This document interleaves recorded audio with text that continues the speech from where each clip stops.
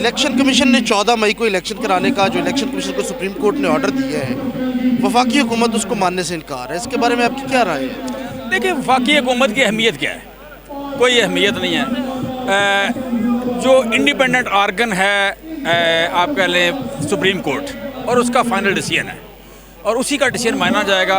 वफाकी हुकूमत जा सकती है रिव्यू में कि उससे बड़ा बेंच बन के तो उसमें वो सुन लें, रिव्यू में जा सकती है। इसके अलावा ये नहीं हो सकता कि वो माने ना। अगर मानेंगे नहीं, हुकूमत फारग हो जाएगी, डिस्क्वालीफाई हो जाएंगे, कंटेम्प्ट ऑफ कोर्ट लग जाएगी। लिहाजा जिसे कहते हैं ना कि 100 प्याज और 100 जूते, 100 प्याज और 100 जूते गवर्नमेंट रोज़ खा रही है। पिछले 11 महीने से गवर्नमेंट हर रोज़ सुबह दोपहर शाम 100 प्याज और 100 जूते खाती है। कोई ऐसा दिन नहीं कि उसने 100 जूते खाए हो या 100 प्याज खाए हो, कभी एक नहीं खाए, दोनों ही खाती है। हुकूमत सुनने में आ रहा है कि चीफ जस्टिस के खिलाफ कोई रेफरेंस बनाने जा रही है। कभी फैसले में भी रेफरेंस बनाया जाता है। यहाँ हज़ारों फैसले होते हैं, एडिशनल सेशन जज से लेके सिविल जज से लेके तो chief justice of supreme court तक हर रोज़ फैसले होते हैं। कभी फैसला करने पे भी रेफरेंस हो सकता है। रेफरेंस होता है करप्शन पे, रेफरेंस होता है कि आउट ऑफ कोई कॉन्स्टिट्यूशन कोई फैसला हो जाए, कोई ऐसे कोई इश्यूज़ हो जाए। फैसला कभी फैसले पे रेफरेंस नहीं होता। लिहाजा रेफरेंस वाली बात बिल्कुल गलत है, हो ही नहीं सकता। ये बेसिकली गीदड़ बबकियाँ थी, धमकियाँ थी, जलसों में, प्रेस कॉन्फ्रेंसों में जो जितना धमका सकते थे, डरा सकते थे। ये प्रैक्टिकली 97 वाला फिजिकल हमला नहीं था, लेकिन ज़ुबानी इन्होंने हमला किया है। पूरी हुकूमत ने सुप्रीम कोर्ट पे हमला किया है। 97 की तारीख दोहराने की कोशिश की है, लेकिन आज अवाम मुस्लिम लीग नून जो है ये अक़लियत में है, PDM पूरी अक़लियत में है। सहूलतकारों का खौफ ख़त्म हो गया लोगों को।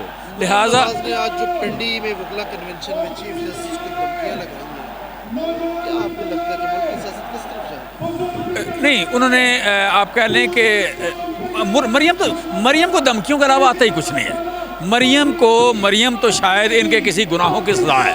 मुस्लिम लीग नून के हाथमे की सबसे बड़ी वजह वो बन रही है। सो मैं समझता हूँ कि ये बिगड़े बच्चे हैं बिलावल और मरियम, इन्होंने ये जो फैमिली डायनेस्टीज़ थी इनका जल्दी खात्मा करने में बड़ा रोल प्ले किया है। इन्होंने इस मुआशरे में इनका पॉजिटिव रोल ये है कि फैमिली ख़ानदानी सियासत का खात्मा ये इन दोनों का हाथों हो रहा है। ये दोनों बिगड़े हुए बच्चे एबनॉर्मल हैं, दोनों बिगड़े हुए बच्चे एबनॉर्मल हैं। मरियम भी एबनॉर्मल बच्ची है। अगर इलेक्शन नहीं कराते 14 मई को, क्या होगा? किसी के अब्बा जी का मुल्क तो नहीं है ना, किसी के अब्बा जी का मुल्क तो नहीं है ना, किसी का नहीं है। ये रियासत के मालिक ये नीचे खड़े हैं। रियासत के मालिक 23 करोड़ हैं। रियासत जो फ़िक्री मुगालता क्रिएट करते हैं, हम रियासत हैं। जो लोग कहते हैं हम रियासत है, वो रियासत के मुलाजम हैं। जो भी कहते हैं रियासत है, हम वो रियासत के मुलाजम हैं। रियासत ये सारी खड़ी है। रियासत अपना फ़ैसला खुद करेगी आइन और कानून के मुताबिक। किसी के अब्बा जी का मुल्क नहीं है कि वो कहे कि जिन्हें हम इलेक्शन नहीं करवाते। क्यों नहीं कराते भाई? वोट बुनियादी हक है, how you can deny it. और अगर वोट नहीं होना तो फिर आप क्यों बैठे हो? आप तो अजनबी हो। फिर यहाँ कोई गुंडे आके हुकूमत करेंगे, फिर यहाँ जत्थे आएंगे, फिर यहाँ मौलवी आएंगे, फिर यहाँ तालिबान आएंगे, फिर आपको क्यों आप कहते हैं कि इलेक्शन कराना पड़ेगा चाहे रोए चाहे? अल्टीमेटली अभी कराना पड़ेगा। इनका प्लान था 2 साल लेट करेंगे। भाई तुम होते कौन हो? ये वो लोग हैं कि किसी चोर ने चोरी कर ली, चोर ने चोरी करके भागा पीछे गाँव वाले घर वाले जाके, वो जब करीब आ गए उसने नमाज शुरू कर दी धोखा देने के लिए। वो उन्होंने देखा कि आगे पीछे कोई भी नहीं, वो पास खड़े हो गए। वो पास खड़े होकर वेट करने लगे कि जब ये नमाज ख़त्म करता है उसको पकड़ते हैं। उसने फ़ौरन इस्लाम फेर के उसने दोबारा 100 रकात नमाज नफल पढ़ दी कि कोई पकड़ नहीं। ये 100 रकात नमाज नफल नियत के खड़े हैं कि जनाब हमने इलेक्शन नहीं करवाना, पैसे नहीं है। भाई पैसे तो आपकी वजह ख़त्म हुए हैं, सिक्योरिटी नहीं है। ये जो 6 लाख पुलिस है इसका चार्ज डालना है अगर सिक्योरिटी नहीं है। जो फ़ौज के अदारे हैं उनका क्या करना है अगर सिक्योरिटी नहीं दे सकते तो? लिहाजा ये बेसिकली साबित करना चाहते हैं ये फेल स्टेट है। ये फेल स्टेट नहीं है।